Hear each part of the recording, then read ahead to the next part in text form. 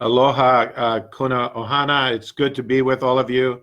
Thank you, Aaron and Rhonda, for just leading us in the last few minutes. I'm here with my household. We're five of us who live in our home at present. Over the years, we've had scores and scores of people, but this is Sarah from Canada and Mexico, my wife, Christine, and this Bernie and Sylvia, who give leadership to the Jesus Film Project. Sarah works with us at Indian Bible Poverty and Sourceview projects. We just love being with you today, and thank you for allowing us to come into your ohana, into your household, and to have this time with you. We're going to share the word of the Lord with you, and I'm going to let them go and sit down so they're not standing awkwardly behind me like in the White House briefing room when one person is talking and everyone is trying to stare intently at the camera. We're in a special situation with this COVID-19 social distancing, and we're restricting ourselves to these groups of 10. Yesterday, when Andy was sharing, he said, this practice is biblical. And well, that struck me, and I've got my mind thinking, what is biblical about this? I love the Bible, and I love numbers. So the number 10 in the Bible started working in my mind, and I immediately thought of the word minion.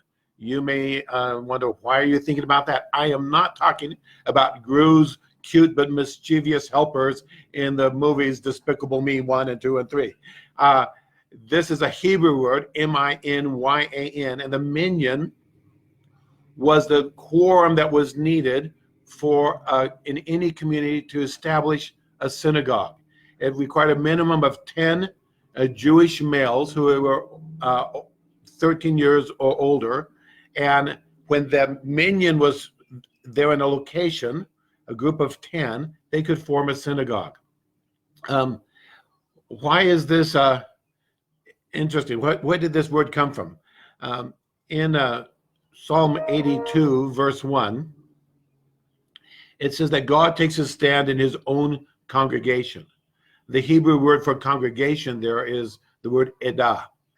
And that word is used multiple times throughout the scriptures, but in Numbers 14, 35, and 37, in the story of when the 12 spies go into the land and come back and 10 give a bad report and Caleb and Joshua give a good report, it speaks of the 10 as an edah. And that's the smallest number mentioned anywhere in the Bible about what comprises an edah, a congregation. And so Jewish tradition was, because of this mention in Numbers 14, a congregation of God had to have at minimum 10 people. And so why does this why is this important to us? Why this little language and historical background? Well, it's really key when we understand some of the story in the book of Acts. In Acts 16, Paul is on his missionary journey. He's just had a wonderful new plan, a new adjustment to his itinerary. He's in Troas. He's encountered this man from Macedonia, been called to go to Europe. The first time the gospel is going to break out of what is the Middle East or western part of Asia and going to Europe. And the first city, when he crosses the straits from what is today Turkey into what is today Greece, the first place he goes to is Philippi. And something happens very interesting in the verses 12 to 15, that first encounter in Philippi. Paul doesn't go to the synagogue. Now, Paul, in every city, his strategy is always he begins in a synagogue, and after a while he gets kicked out, and then he preaches to everybody. But he doesn't go to the synagogue. Why? Because there's not a minion. There are not 10 Jewish men gathered in that city. And so this is an unusual situation because there were Jews everywhere. And so what does Paul do? He goes down to the riverside, because when there was no minion, he went to the river because that was a prayer place. And women could participate in prayers even when there wasn't a synagogue. And that's where he met Lydia. And that was she was the first convert in Europe, the first person to follow Jesus. And this was the beginning. It was by a riverside in an unusual situation, in a city where they were in a group that was less than 10. So that's how the gospel begins in Europe. Paul ministering to a praying group that was less than 10. Think about that. As we're gathered in our homes or groups on campus, and we're in households or groups of less than 10 or less, we could expect the gospel to come and touch us in fresh ways. In the New Testament, we encounter the word ecclesia, which we translate as church. And Jesus only uses that word 3 times in the Gospels. All 3 of them are in the Gospel of Matthew. One of them in Matthew chapter 16, when talking to Peter as holding the keys of the kingdom, and then twice in Matthew 18:17. And this is the end of a passage in which he is talking about what happens when someone has sinned, when someone has broken fellowship, when someone has gone off. How do you restore that individual? And it speaks about the church's passion and commitment to walk through various steps of a greater and greater inclusion in the hopes that the wayward person would be restored, and that the grace of God would be evident in that person's life. And so this is a wonderful story that speaks of the redemption that is supposed to be being expressed, the grace that is being extended, the loving pursuit with which we're to engage one another in the ecclesia. And that passage ends, that culminates in verse 20, where Jesus' final thing says something really key that I think is probably his definition, is the New Testament description of what this ecclesia looks like. He says, where 2 or 3 are gathered together as my followers in his name, and with the intent to hear and obey what he said, I am among them. I'm in their midst. This is where I abide. This is where my Emmanuel presence can be experienced. So Jesus comes to groups that are much smaller than 10. And among the Jewish community, you had to have at least 10 men. And Jesus says, well, any 2 or 3. They could be men or women, and it doesn't have to be 10. Just the very smallest group. When you fellowship with at least one other person, I'm there. And so we can expect, as we're meeting in these small groups all around the campus and in the community in our beloved Kona, that Jesus will be with us. This is ecclesia in action. We don't have to have a mega church structure. We don't have to have huge gatherings. Jesus expected. And I think because he knew that for most of history, there'd be all kinds of hardships and difficulties and persecutions which would restrict the movement of Christians. And so he was encouraging them, you don't have to be in this big, obvious movement for you to experience the reality of my presence. Even in the smallest groups of 2 or 3, in those tiny household ecclesias, I will be there. William Barclay has a wonderful book called New Testament Words. And he gives some rich background to the Greek, and you can get this on Kindle or iBooks. And it's a wonderful book just to give you some context to several dozen of the key words in the New Testament. And he writes about the ecclesia. He says this: in New Testament times, the church had no buildings. Christians met in any house which had a room large enough to accommodate them. These gatherings were called home churches. And he quotes Romans 16 and 1 Corinthians 16 and Colossians 4 and Philemon. I forget which chapter he quotes in Philemon. Maybe you can look it up. And he goes on to say, every home ought to be in a real sense a church. Jesus is Lord of the dinner table, even as he is Lord of the communion table. And we are to expect God to intervene even in these most small and intimate of gatherings around our homes. And I know that not everyone is in a home right now. We've created some groups on campus with your singles, but create a household. Yesterday we were talking about, as Sano and Andy were sharing about, they're going to be your BFFs. Well, maybe not, but at least they'll be your BF15s. So your best friends for the next 15 days. And you can invest in each other and build a relational context that God willing will last a lifetime. That will be things that will endure because the things of the kingdom. Let's go back to Acts 16.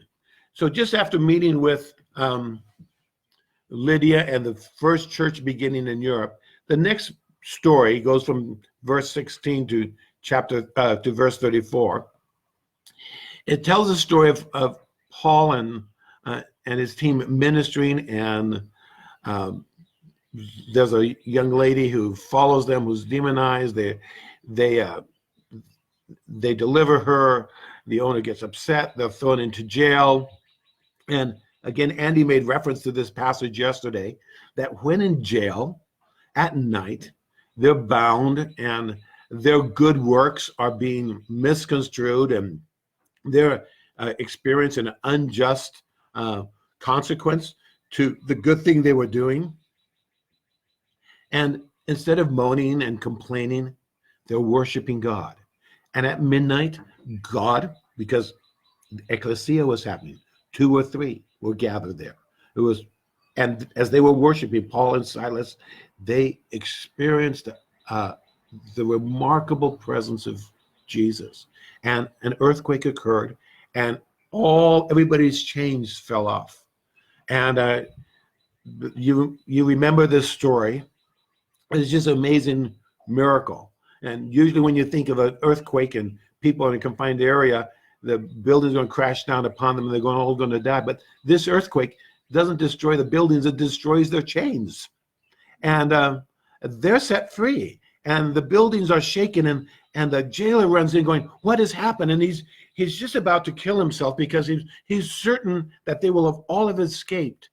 But Paul and Silas keep everyone there, and they're worshiping God. And as the jailer comes to him, then Paul's able to say to him, believe in the Lord Jesus and you will be saved, along with everyone in your household. This story of evangelism, which led to imprisonment, leads to a remarkable deliverance and to more evangelism. And these are the kind of things that we can expect from our God. Our great God does unexpected things all the time. So let's expect them in this time of restriction, that we would see him at work and doing prodigious things. Now, when Paul says that you will be saved along with your whole household, this is a really key concept in the New Testament. God wants every individual to have the opportunity to hear and respond to the gospel, to experience the forgiveness and redemption of God. This is what's behind the Great Commission in Mark 16:15. But Jesus is not only interested in transforming the lives of individuals, but of our social structures. And the most important one is our family. It's the smallest, the simplest, the most foundational. And because it is so crucial to all areas of life, it is often the most attacked structure. All of us have come from a varieties of kinds of families. Some of us have some really good family experiences. None of us have perfect family experiences. All of us have some brokenness or hurt in that construct. But Jesus comes and says to this jailer, don't take your life. I want to keep your life and give you eternal life, but not just for you, for your whole household. Now, this word oikos is really important one to understand. And because it's more than the nuclear family that we think of in our Western civilization. The oikos involved husband and wife and children, but usually it was multi-generational. It involved grandchildren. It involved all the servants or slaves that were part of that household. And so it was just a very large group. It could be quite a significant enterprise, the oikos. And they were all those gathered around this household, around this function. And so if you're not married, or if you don't have your own family, don't feel isolated by this word. This word is an inclusive word that says everyone that regularly lived together and were participating in one another's lives. So this is a very broad word. Now, the word in every household of the ancient times, there was a steward. The Greek word for the steward was oikonomos. That's the word oikos, and nomos is attached to it. So it's the steward of the household. And this word oikonomos is where we get the English word economy or economist, because it was in that household where businesses were established. People earned money to support the household. So this is a rich term that has all kinds of social implications, not only for relational families, but for small household businesses and enterprises of different kinds. And he's saying, I want your whole household, your family, your servants, your everyone gathered around, your business. I want all of them, all of this to experience the salvation of God. And so I think we are at an opportunity to experience God's salvation in a fresh new way. It's much richer and deeper. And they shared the word of the Lord with him and with all who lived in that household. We're told again in Acts 16, verse 32. Now, Jesus refers to this same word, oikos, 136 times in the Gospels.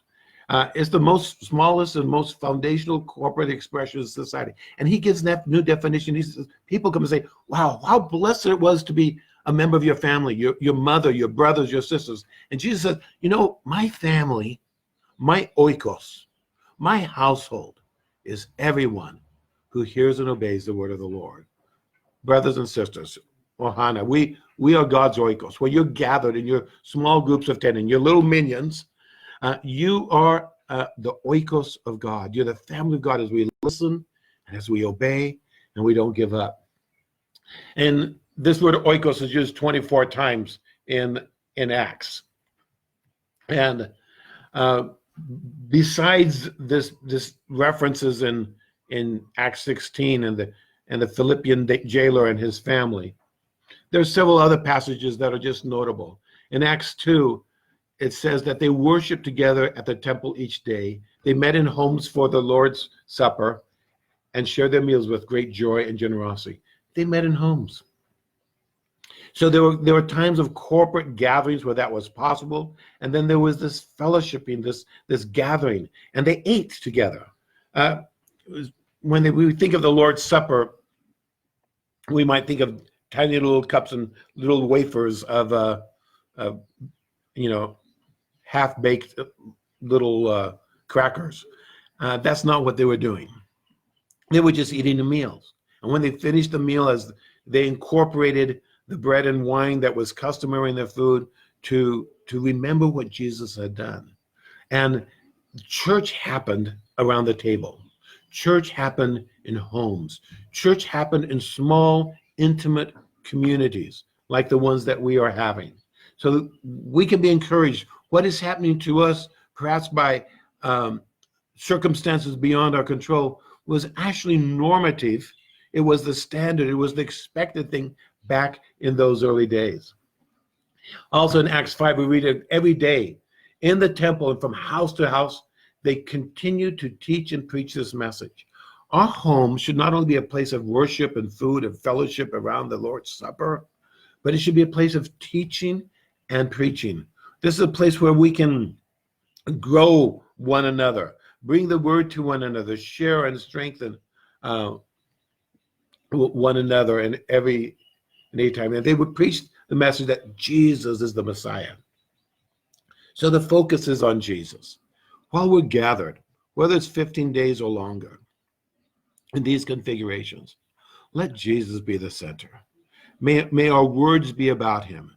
May we, in our personal devotional times as we seek God, encounter passage, and when we come together around a meal in our homes or in these groups, and you're gathered at a table in the cafeteria that's appropriately social distance from other tables in the cafeteria, take the time to tell one another, share with each other, what is Jesus teaching you? And let's build each other up. This is an opportunity for mutual growth disciplines like never before. What an incredible opportunity. Let me just give you a couple more historical things that will enrich this time, I hope. Martin Luther is one of the famous leaders of the Reformation of 500 years ago in Europe. And one of the main things that he did, you could read Metaxas's biography on Luther, about 700 pages, really great book. But he focused, one of the things that helped the Reformation happen is that he validated family. He validated marriage. He validated small groups, that it wasn't, the gospel was not to be spread by the clergy or the official or professional religious people, but in every household expression. And so he wrote a catechism, a small catechism and a large catechism. And catechism is a big word that we don't use much today, but it basically was, these are our foundational beliefs and values that we need to pass on to the next generation. So he wrote these books and say, these are the foundational things. This is what it means to be a Christian. This is what we embrace. This is what we hold true. This is how we live our lives. And he wrote these so that the parents could lead the children in their households and disciple them in the ways of God. So it was taking it out of an institutionalized church structure and placing the discipleship squarely in the home. This was a very remarkable thing. At the end of his large catechism, his final exhortation is this. He says, let every father of a family know that it is his duty by the injunction and command of God to teach these things to his children. Now we can expand on that. It's not only to the fathers, it's to mothers, but not only to those who are parents or to blood relatives. You could be adopted aunties and uncles like we have here in Hawaii. You know, when everyone over a certain age is auntie this and uncle this, and we respect the kapunas. Let's invest in one another. And in our mission, where we so champion and celebrate young people, there's a mutuality where we can each be encouraging each other towards more and more of God, and see this happen in the smallest areas. Another book I wanted to bring to your attention is a book that by Leonard Sweet. It's called From Tablet to Table, and the subtitle is very interesting. It says, where community is found and identity is formed. And the basic idea behind this book is a tablet, like the Ten Commandments, the instructions of God, really get ingrained in our life, not just by a mental assent, but as we habituate the practices of discipleship. And much of that is formed in the family context, around the tables where we eat, and where we just share life together, where we come together in the simple everyday stuff of life. And that's really where Christ is formed in us, in those small daily practices of how we relate one to another. Now, he does a couple things that are very interesting. He as we go from tablet to table, he says this. Let me read from his book. Someone once challenged me. I bet I can tell you the whole Old Testament and New Testament in 6 sentences, 3 for each. You're on, I said. He started with the Old Testament. They tried to kill us. We survived. Let's eat. Thinking of the Passover meal, remembering the Exodus. And then my friend went on, now here's the New Testament in 3 sentences. I love you. I forgive you. Let's eat. Thinking of the marriage feast of the Lamb, which we're all anticipating. And it sounds simple. It sounds almost too easy to be true. But really, when we want to know, are you really a Christian? Are you a follower of Jesus? The best place to look at is, what's your family look like? What are those closest relationships, that household, that oikos? So just, again, don't think of your nuclear family, but that grouping of people with whom you associate day in and day out. You know, in Titus 1, 5-9, Paul gives Titus the marks of spiritual leader. And he says the first thing he talks about is, he talks about the relationship with their spouse and with their children. That's where the rubber meets the road. That's where we really see, are we following Jesus? If you're genuine in the confines of your home about your faith, walking in integrity and the fear of the Lord, in generous graciousness one to another, forgiving one another, pursuing God with a full heart, then you can expect that to be also what you are doing in the larger community. Those are the kind of people we should have leading us. And so he goes on to say in Leonard Sweet in his book, There's a bunch of research, a whole bunch of bullet points, but I'll just read a few. The number one factor for parents raising kids who are drug-free, healthy, intelligent, kind human beings, research shows that it's frequent family dinners. The number one shaper of vocabulary in younger children, even more than any other family event, including play, the answer, frequent family dinners. The number one predictor of future academic success for elementary age children, the answer, frequent family dinners. He goes on to say, if you want kids with fewer emotional and behavioral problems, greater emotional well-being, more trusting and helpful behaviors toward others, and higher life satisfaction, then you need more frequent family dinners. In short, better to eat toast and jam together than ham tetrazzini alone. Better to eat simply together than eat hot cuisine alone. I use paraphrasing, of course, Proverbs. In the memories we make and recall, in the stories we tell and retell, in the family recipes we eat and repeat, there are things we learn at the family table we don't learn anywhere else. There is a reason Jesus made eating a sacrament. There's a reason Jesus made eating a sacrament. Now let's go back to the story of the jailer. We're almost done. In verse 34 of chapter 16 of Acts, it says the jailer brought them, Paul and Silas, and perhaps all the other prisoners, we don't know, into his house and set a meal before them. And he and his entire household rejoiced because they all believed in God. Gathering in faith around meals in intimate groupings, this is where we're to see the gospel grow. As we close, let's think of these stories. In Luke chapter 24, Jesus is risen from the dead, and among the first to meet him are two disciples on the road to Emmaus. Jesus unpacks all the prophecies of the Old Testament about himself. Boy, wouldn't you love to have that little teaching on a recording? And he was going to go on, but as they came to this the town of Emmaus, they invited him in, and listen to these words that you've probably heard before in verse 30 and 31. As they sat down to eat, he took bread and blessed it. Then he broke it and gave it to them. Suddenly, their eyes were opened. They recognized him. Why? Because he was doing the ordinary stuff that he'd done with them hundreds and hundreds of times. He had many times sat with his disciples. I think I've heard Lauren say that 17 different times we read in the Gospels how Jesus discipling and teaching happens around dinner tables. You can ask him if I remember the right number. I tend to come up with numbers, and he remembers them much better than I. But there are multiple times. And when they saw Jesus resurrected Jesus doing with them what Jesus had done with them consistently again and again, they recognized, oh, this is Jesus. They recognized him.